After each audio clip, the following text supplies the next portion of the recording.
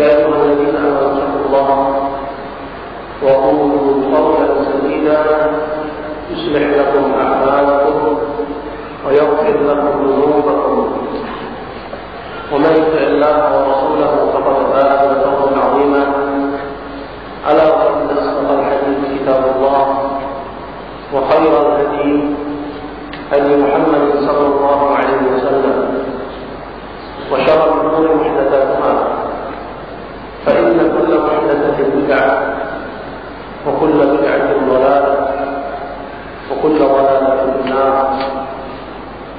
Hadirin saudara-saudaraku kaum muslimin dan muslimat yang dimuliakan Allah Subhanahu wa taala. Pertama-tama marilah kita panjatkan puji dan syukur kita kepada Allah Subhanahu wa taala yang dengan limpahan nikmat dan juga kasih sayang Allah kepada kita dipertemukan pada kesempatan yang berbahagia ini. Allah untuk menuntut ilmu agama. Dan mungkin sudah disampaikan oleh panitia tentang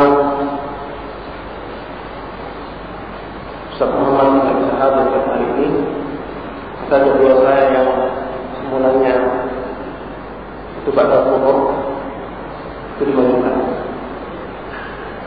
Adapun pengajian kita pada pagi hari ini masih melanjutkan dan menyelesaikan kita al-usul sittah, 6 landasan pokok dalam agama yang ditulis oleh Imam Syekh Muhammad bin Abdul Wahhab rahimahullah. Dan kita telah sampai kepada poin yang kelima dari 6 poin yang ditulis oleh Imam. Dan pada poin yang kelima dari 6 nanti insyaallah taala akan menjadi akhir pertemuan kita dari kitab ini. Pada poin yang kelima dari 6 ini, Syekh Muhammad Ibn Abdul Wahhab rahimahullah taala pada risalah kitab ini mengkhususkan untuk memberi bantahan kepada para al-mutasawwifah, para ahli tasawuf dan orang-orang yang menyelisih kitab sunnah dari golongan mereka. Pada poin yang kelima akan dibahas khusus tentang perbedaan antara awliya Allah, wali-wali Allah dengan awliya syaitan, wali-wali syaitan. Dan pembahasan ini masuk dalam hitungan akidah Islam. Karena Allah Subhanahu wa taala membedakan antara mereka. Dan juga Rasulullah sallallahu alaihi wasallam membedakan antara mereka. Wa awliya Allah memiliki sifat-sifat yang khusus yang membedakannya dari para awliya syaitan. Walaupun kebanyakan orang tertipu sehingga menyangka bahwa para awliya syaitan, wali-wali syaitan tersebut adalah awliya Allah, para wali-wali Allah. Sehingga terjadilah kerusakan yang besar dalam masyarakat. Sehingga terjadilah karat dalam akidah Islamiyah yang ada pada kebanyakan kaum muslimin di zaman sekarang. Dan Syekh Islam Taimiyah rahimahullah berkenaan dengan poin ini memiliki sebuah risalah khusus yang beliau berjudul Al-Furqan Baina Awliya'illah wa Awliya' Syaitan. Garis pembeda antara wali-wali Allah dan wali-wali syaitan. Dan masalah ini masalah yang penting untuk diketahui oleh setiap muslim dan muslim agar tidak jatuh ke dalam kesesatan hingga mengira bahwa para awliya syaitan tersebut adalah para wali-wali Allah. Berkata Syekh Muhammad bin Abdul Wahhab rahimahullah, al-aslul khamis, poin yang kelima, bayan Allah subhanahu li awliya'illah wa tafriquhu bainahum wa bainal mutashabbihin bihim min a'da'illahi al-munafiqin wal hujjah.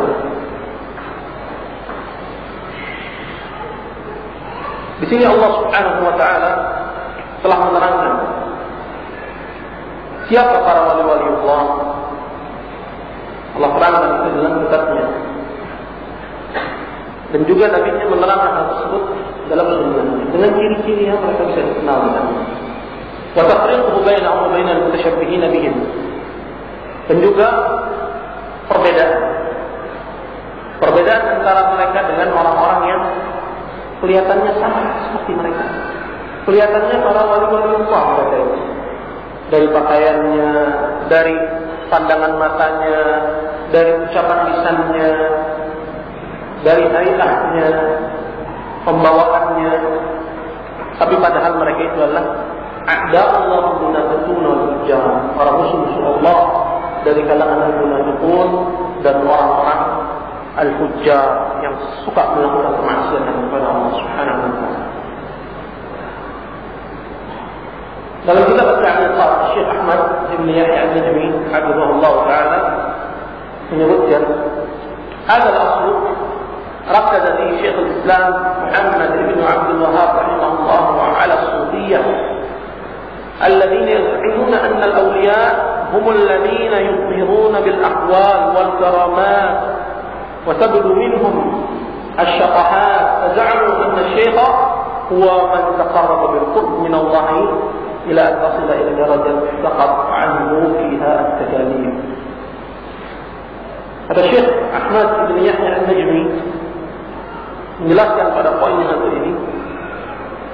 Pada poin ini Syekh Islam Muhammad bin Abdul Wahab mengkhususkan bahwa poin ini diperuntukkan kepada orang-orang Sufiyah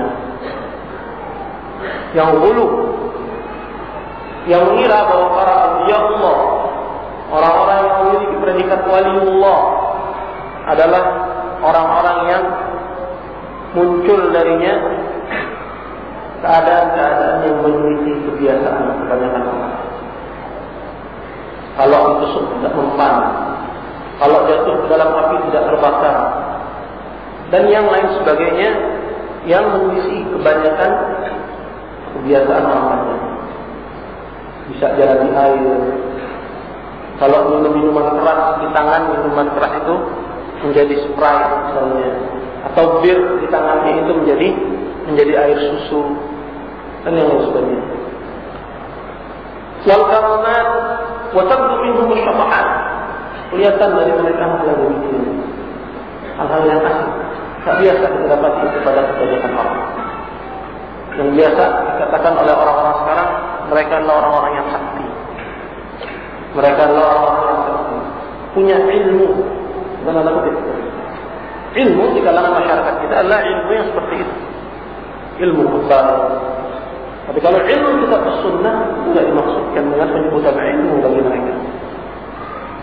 Makanya apabila ada seorang ulama tadi menuntut ilmu, kemudian dia datang ke masyarakatnya, kepada kaumnya, mengurubuni orang tersebut, beri saya ilmu. Tapi yang dia mau adalah ilmu bisa menghilang seperti itu. Bukan ilmu kita sunnah. Kalau kita datang, ya Allah Ta'ala, ayo kemari, kita duduk di masjid, belajar Alkitab sunnah, maka mereka akan lari bersatu dengan sunnah. Tapi kalau dimaksud dengan ilmu tersebut adalah ilmu kebal, kalau dipukul orang muntah, maka yang seperti itulah yang laris di kalangan masyarakat. Nah, dan poin ini diperuntukkan pada mereka. Itu orang-orang Sufiyah yang menyangka bahwa para waliullah adalah orang-orang yang sakti, membelaju, punya ilmu Sri Gunting, dibawa lari dengan kecepatan seperti kapal jet. Nah, atau ilmu yang diwariskan oleh orang-orang Hindu Buddha yang dia pelajari dari jin dan syaitan. Kemudian dengan pakaian yang kelihatan sedikit Islami, maka mereka dinobatkanlah sebagai wali-wali. Itu yang terjadi di masyarakat. Dan poin ini khusus untuk membantah mereka. Kemudian kata Syekh Ahmad bin Yahya An-Najmi, "Faza'amu anna syaitan huwa man taqarraba bil qurbi min Allah ila an tasila ila darajat saqata 'anhu fi al-kafalah." Dan enggak cuma itu. Yang ada dalam kamus orang-orang sufi ya sekarang. Atau lebih luas lagi, bukan cuma orang sufi, tapi orang-orang yang sudah tasarraba, terpengaruh dengan pemikiran-pemikiran sufi. Nah, nggak usah kita lihat apa bajunya, apa partainya, apa benderanya. Kenapa? Karena demikian ini sudah merata. Sudah demikian merata. Muhammadiyah yang terkenal memerangi bid'ah, khurafat dan yang misalnya. Tapi juga kita dapati dari persen-persen mereka yang akidahnya tidak jauh beda dengan akidah orang-orang Sufiyah dan akidah orang-orang tarikat. Begitu juga praktek ibadah. Semua sudah. Nah, kata Syekh Ahmad bin Yahya An-Najmi, di antara anggapan lain orang-orang Sufiyah terhadap syekh mereka, terhadap guru mereka, terhadap orang yang dinobatkan sebagai waliullah di kalangan mereka, bahwa waliullah adalah orang yang beribadah kepada Allah hingga pada taraf tertentu dia sampai kepada derajat yang disebut dengan derajat al-yaqin. Dalilnya adalah kata mereka, "Fa'budu rabbaka hatta ya'tiyakal yaqin." Beribadahlah kamu kepada Rabbmu sampai datang yakin. Baik, saya sudah yakin. Lantas berhenti beribadah? Ya, itu kata mereka. Berhenti beribadah sehingga sampai orang terjadi. Tidak ada lagi beban. Yang haram menjadi halal bagi mereka. Hingga kita dapati dalam cerita-cerita orang-orang sufi, para pemimpin-pemimpin tarekat mereka menggauli khimar, keledai di pinggir jalan. Tapi menurut pengikutnya itu sah dan legal. Kenapa? Karena syekh maksum. Yang harus kita lakukan adalah husnul dzan dengan syekh. Berhusnul dzan, berbaik sangka dengan syekh. Kemudian muncullah cerita-cerita yang lain yang dibuat-buat oleh mereka, bahwa dilakukan sebenarnya oleh syekh adalah menutup lubang dari sebuah kapal yang hampir saja tenggelam di tengah lautan. Bukan berzina. Itu legal. Legal bagi mereka. Dikenallah juga dari kisah-kisah orang-orang Sufiyah terdahulu, memimpin tarekat mereka khutbah Jumat dalam keadaan meriah, dalam keadaan telanjang bulan. Siapa mengingkari? Tidak ada. Kenapa? Karena syekh yang melakukannya dan syekh maksud menurut mereka. Dialah waliullah. Tidak usah ditegur atas perbuatannya. Nah inilah yang akan dijelaskan oleh Syekh Muhammad Ibn Abdul Wahab pada poin yang kelima ini, bahwa dengan sekedar tanpa hal-hal yang menyelisih kebiasaan kebanyakan orang, si fulan kalau ditusuk tak mempan, kalau dikejar di penjara, hilang dari penjara, tak ketahuan, teralinya tutup, tak ada cacat sedikit pun, tapi dia bisa hilang. Nah, dan yang lain sebagainya dari hal-hal yang menyelisih kebiasaan. Bahwa sekedar yang demikian itu apabila muncul dari seorang, itu bukan ukuran untuk menilai bahwa dia adalah waliullah, bukan ukuran. Bukan ukuran. Kita ingat berapa tahun yang lalu David Copperfield, ya, sakti nggak dia? Gimana nggak bisa terbang? Sehingga dia akan dijelaskan bahwa yang demikian itu juga dimiliki oleh orang-orang kafir. Orang kafir sekali itu punya yang kayak gitu. Jadi bukan ukuran bahwa seorang itu sakti mandraguna, ya, boleh apa? Tapi lihat dulu kehidupannya, seperti apa dia, apakah orang yang beriman, dan apakah dia orang yang bertakwa kepada Allah Subhanahu Wa Taala. Baru yang demikian itu kita hukumi adalah karamah yang Allah muliakan dengan itu semua para wali-wali. Jelas? Nah, berkata Syekh Muhammad bin Abdul Wahab, bayan Allah Subhanahu li awliyaillah wa tatbiqu bainahum wa bainal mutashabbihin bihim min a'da'illah wal munafiqin wal fujjar. Poin yang kelima di sini berisikan tentang keterangan dari Allah Subhanahu wa taala siapa wali Allah. Siapa mereka? Apa saja sifat-sifat mereka?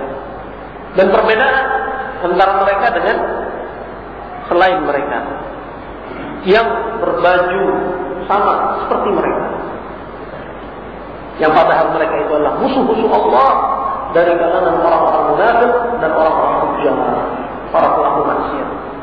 Sehingga nggak aneh kalau kita lihat di koran, ya, seorang kiai di Jawa sana bersandingan dengan artis. Kenapa? Hal yang demikian legal bagi Pak Kiai. Nah, tapi orang yang tidak mengatakan sunnah tahu bahwa itu adalah munkar. Itu adalah munkar. Ada Allah. Ini musuh Allah sebenarnya. Tapi dia berpakaian dengan pakaian wali Allah. Nah, berkata Syekh Bayaqi fi hadha ayatun min surah Ali Imran, dan cukup dalam menjelaskan hal ini siapa waliullah dan perbedaan antara mereka dengan musuh Allah yang mengaku-ngaku sebagai waliullah. Cukup untuk menjelaskan ini sebuah ayat dalam surat Ali Imran. Wa hiya qawluhu in kuntum tuhibbuna Allah fattabi'uni yuhibbukumullah, yaitu firman Allah Subhanahu wa taala yang terdapat pada ayat 31, katakan kepada mereka wahai Muhammad. Ini perintah Allah kepada Nabi kita sallallahu alaihi wasallam. Katakan kepada mereka wahai Rasul, in kuntum tuhibbuna Allah, kalau kalian cinta kepada Allah Subhanahu wa taala, kalau kalian cinta kepada Allah Subhanahu wa taala, fattabi'uni, maka ikuti aku, ikuti Muhammad, ikuti ajarannya dalam hal akidah, keyakinan, dalam hal ibadah, dan juga dalam hal suluk akhlak.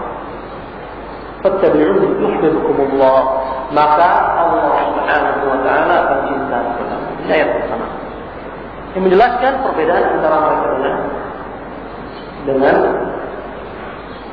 musuh-musuh Allah yang mengaku sebagai wali. Sebelum kita bahas pada ayat yang pertama ini, kita akan bacakan sedikit perkataan penjelasan dari Syekh Al-Utsaimin rahimahullah. Berkata Syekh Muhammad bin Shalih Al-Utsaimin rahimahullah taala, "Awliya Allah taala hum alladziina aamanu bihi wa taqaw wastaqamu 'ala dinihi wa hum man wasafahum Allah taala bi qawli ala inna awliya Allah la khawfun 'alaihim wa la hum yahzanun alladziina aamanu wa kanu yattaqun." Wali Allah itu mereka lah orang-orang yang beriman dan bertakwa. Ini sebenarnya ini siapa wali Allah? Sifatnya dua, beriman dan bertakwa kepada Allah Subhanahu wa taala. Dia istiqamah di atas agama Allah Subhanahu wa taala. Itu orang-orang yang Allah sebutkan sifat mereka dalam firman-Nya, "Ala inna awliya Allah la khawfun 'alaihim wa la hum yahzanun." Ketahuilah bahwa para wali-wali Allah itu mereka tidak takut dan tidak pula bersedih hati. Alladzina amanu wa lam yakfur. Siapa mereka? Allah jelaskan siapa mereka. Yaitu orang-orang yang beriman dan orang-orang yang bertakwa. Dua sifat. Kata Syekh Muhammad bin Shalih Al-Utsaimin rahimahullah dalam syarahnya, "Fala kullu man yad'i wilayah yakun wali." Jadi tidak setiap orang yang mengaku-ngaku saya wali Allah, berarti dia wali. Wa illa la kana kullu wahidin yad'iha. Kalau setiap orang yang mengaku dibenarkan pengakuannya, berarti setiap orang akan mengaku bahwa dirinya adalah wali Allah. Nah, walakin tuzal hadha al-mudda'i al-wilayah bi'amalihi. Mereka yang harus apa? Amalannya itu ya kita cocokkan dengan apa? Dengan kitab dan sunnah. In kana amaluhu mabniyan 'ala al-iman wa taqwa. Apabila kesehari-hariannya, amalan ibadahnya itu landasannya atas keimanan dan ketakwaan, ya, fa innahu, maka dia wali. Wa illa falaysa biwali. Kalau tidak, maka dia bukan wali. Wa fi da'wahu al-wilayah tadjud li nafsihi. Dan orang yang mengaku bahwa dirinya wali, berarti dia memuji dirinya sendiri. Begitu bukan? Berarti dia memuji dirinya sendiri. Wa dzalika li nafsihi. Dan memuji diri sendiri bertentangan dengan prinsip ketakwaan kepada Allah. Bukan ciri orang yang bertakwa memuji dirinya sendiri. Karena Allah Taala yaqul, karena Allah Taala berfirman, "Fala tuzakku anfusakum huwa a'lamu biman ittaqa." Jangan kamu memuji dirimu sendiri. Huwa a'lamu. Allah Maha mengetahui siapa orang yang bertakwa. Fa'idza idda'a annahu awliya Allah, faqad zakara. Maka siapapun yang mengaku bahwa dirinya adalah wali Allah, berarti dia telah memuji dirinya sendiri. Wa hina idzin yaqulu waqi'an fi ma'siyah. Berarti dia telah maksiat. Wa fi ma nahahu Allah anhu wa hadha yunafi taqwa. Dan terjatuh ke dalam apa yang dilarang oleh Allah, dan ini bertentangan dengan prinsip ketakwaan. Karena para awliya Allah tidak memuji diri mereka sendiri bahwa mereka itu adalah wali. Tidak menobatkan dirinya sendiri sebagai wali. Nah, maka kapan kita mendapati ada seseorang yang menobatkan dirinya adalah wali, berarti dia bukan wali. Berarti dia bukan wali. Apapun kesaktian, ya, bisa hilang. Biarin, ya, dapat cover juga bisa hilang. Bahkan Monas mau dihilangin kemarin. Jangan, orang kafir pun bisa kayak gitu. Jadi bukan sekedar seorang itu menampakkan kesaktian, unjuk kebolehan, ya, maka dia langsung kita nobatkan sebagai wali Allah. Nah, ayat yang pertama ya, mengandung kejelasan dan masalah. Yang tadi kita baca itu salah surat Al-Imran pada ayat ke-31. Allah Subhanahu wa taala berfirman, "Qul in kuntum tuhibbuna Allah fattabi'un." Katakan, kalau kalian cinta kepada Allah, maka ikut dia. Itu siapa maksud? Muhammad sallallahu alaihi wasallam. Yuhibbukumullah, maka Allah akan cinta kepada kita. Sebelum kita baca penjelasan Syekh Al-Utsaimin rahimahullah, ayat ini kalau kita mentadabburinya, sungguh orang yang mengikuti Muhammad sallallahu alaihi wasallam itu mendapatkan apa? Keberuntungan yang paling besar. Apa sih amalan yang dia lakukan? Cinta kepada Allah. Begitu bukan? Dalam ayat ini, cinta kepada Allah. Wajar orang yang fakir cinta kepada yang maha kaya. Begitu kan? Nahnu fuqara. Kita ini orang-orang fakir di hadapan Allah Subhanahu. Orang yang enggak punya cinta kepada yang maha punya, Allah Subhanahu. Orang yang butuh cinta dan bergantung kepada yang bisa memenuhi kebutuhan.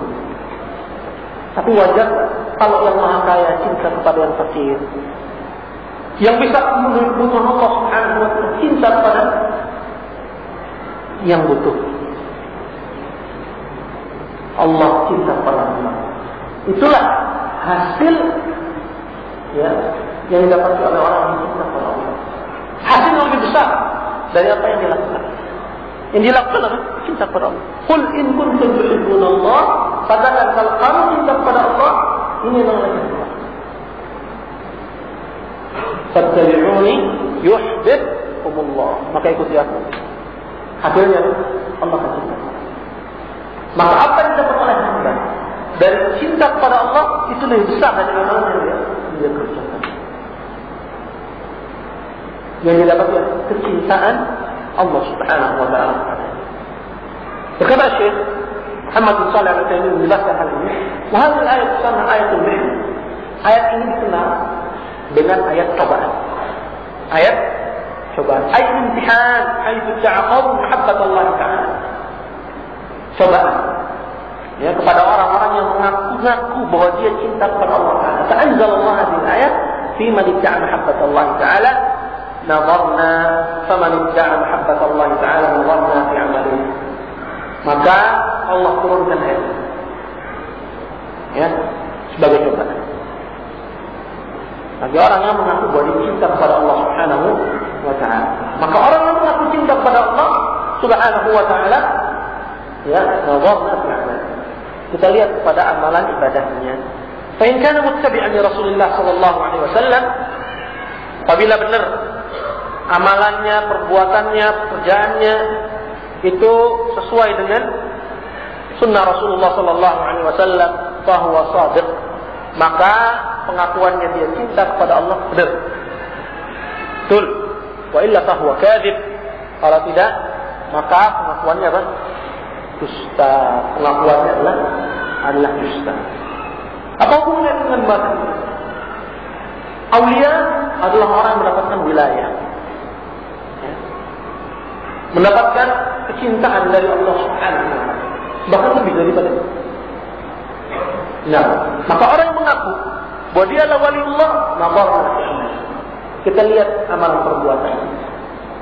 Kalau ya sholat 5 waktunya kemana? Tidak pernah kelihatan. Sholat Jumat ke Mekah. Kalau Abdul Bintis lagi tidur di rumah. Nah, sholat Jumatnya di Mekah menurut mereka.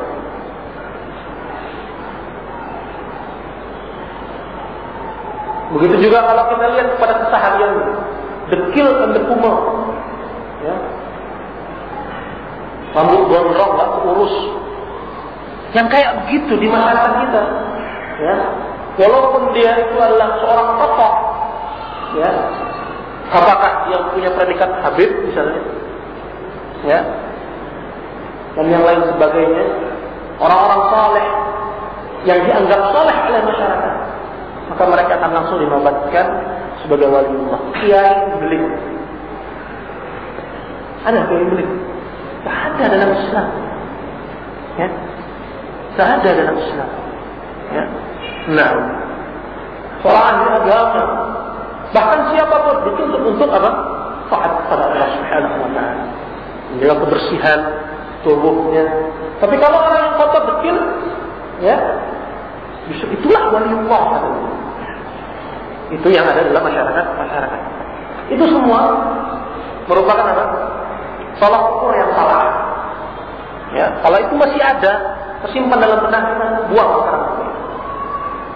Maka waliullah adalah orang yang kehidupannya sesuai dengan apa? Dengan kehidupan Rasulullah. Nah, dari itu. Baik. Kemudian kata Syekh Muhammad bin Abdul Wahab, wa ayatun fi surat Al-Maidah. Dan sebuah ayat lagi kata Syekh dalam surat Al-Maidah. Wa yaqulu ya ayyuhalladzina amanu man yartadda minkum 'an dini fasawfa ya'ti Allahu biqawmin yuhibbuhum wa yuhibbunah. Adillatin 'alal mu'minin 'izzatin 'alal kafirin la yujahiduna fillah la yaqafuna lawmata laim. Nah, ini ayat yang kedua. Dan ayat ini merupakan tolak ukur kita dalam membedakan siapa waliullah dan siapa awliya syaitan, para wali syaitan. Dalam ayat ini Allah Subhanahu wa ta'ala berfirman kepada Nabi Muhammad, katakan wahai Muhammad, wahai Rasul,